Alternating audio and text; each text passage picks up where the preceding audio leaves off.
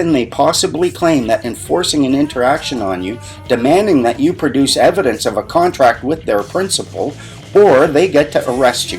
For what? For not being in their jurisdiction? For not being subject to their rules? And here's the interesting thing. These people have been doing this their entire career. This to me is evidence that their entire career they have been grossly negligent, engaging in fraud. It's criminal activity their entire career. And I believe that as such, their property is in fact liable for seizure and forfeiture. Hey, if it can be established based on a balance of probabilities that their entire career has been just criminal activity right from the get-go because of their failure to distinguish between statute and law, between the province of British Columbia and British Columbia, a person and a human being, if it's established that that has been gross negligence and it's equal to fraud, and we can prove based on a balance of probabilities that they've been doing it their entire career because we caught them doing it 3 times, I think we get to take all their property and give it to the poor. And I don't think we have to bring any criminal charges to bear against them or give them any opportunity to defend against this action.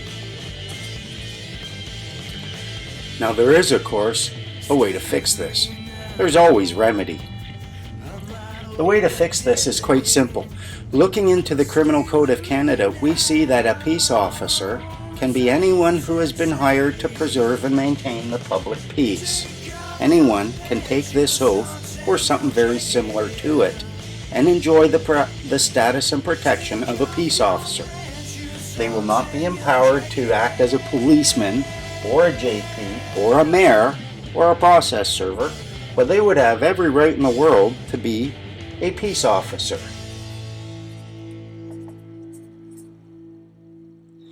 Serve and maintain the public peace. Now once they've done that, they would also be empowered to make a second oath. And this second oath could be an oath to freedom. So as a peace officer, they will preserve and maintain the public peace, and they will have the same oath and the same body of duties as any other peace officer, regardless of whether or not they're a JP, a mayor, a police officer. Then they will have a second body of duties, just like any other peace officer. However, this body of duties will be different from the body of duties of every other peace officer in that their oath will be to freedom. And their duty will be to exercise their rights.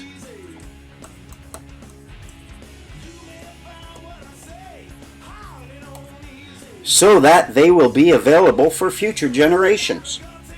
Therefore, if anyone at all, comes and tries stopping them from exercising their rights, then just like what the present peace officers are doing, we'll get to claim that that interference with the exercise of rights is in fact interfering with a peace officer in the performance of his duties. And they can face charges of obstruction of justice. Now let's suppose this man who has sworn an oath to freedom, who is now exercising his rights, is traveling down the road in a privately owned automobile and is simply traveling from point A to point B as is his lawful right. And a cop, a policeman, a policy enforcement officer who has been grossly negligent his entire career, committing fraud, extortion, and mischief, who fails to distinguish between a motor vehicle and an automobile, a statute and law, all of these things. I could give you a list. This man comes and tries stopping this other peace officer. You now have 2 peace officers. Peace Officer 1 and Peace Officer 2. You cannot have 2 peace officers in conflict without one of those peace officers abandoning their oath, their primary oath, to peace. One of them had to mess up big. One of them has shit all over his oath. So now let's determine who that would be. The first question would be, who initiated the intercourse? If it was this peace officer here, the cop, who came and initiated the intercourse, and that led to conflict between two peace officers, clearly it's the cop who is at fault. Also, let's look at motivation. This cop, peace officer, he gets paid a lot of money, and he wouldn't do what he's doing unless he was getting paid a lot of money. This guy right here who's made an oath to freedom, it's possible he's not doing it for a penny. Not for anything. He has no mercenary motive, unlike the cop. And you know what? There's a little number you should recognize, a ratio. I call it 900 to 1. That's how many people there are in Canada to every existing cop.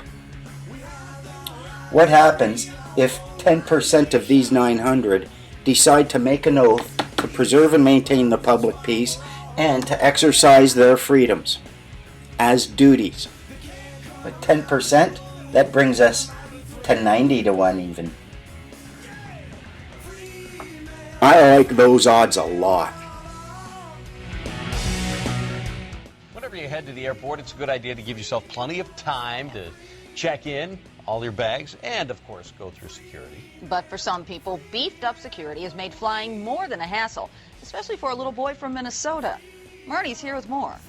Few people will dispute we need extra security at airports to keep terrorists from boarding planes, but a Minnesota kid on a terror watch list is prompting some lawmakers to take a closer look at the system. The friendly skies Yeah, I can't fly. aren't so friendly to 7-year-old John Anderson. They won't let us on. On a trip to Disney World, John and his family got a surprise at the airport ticket counter. I need to know who is John Anderson. And we're like, when we point, he's sleeping in the stroller with a pacifier hanging out his mouth. And I'm like, he is. Why?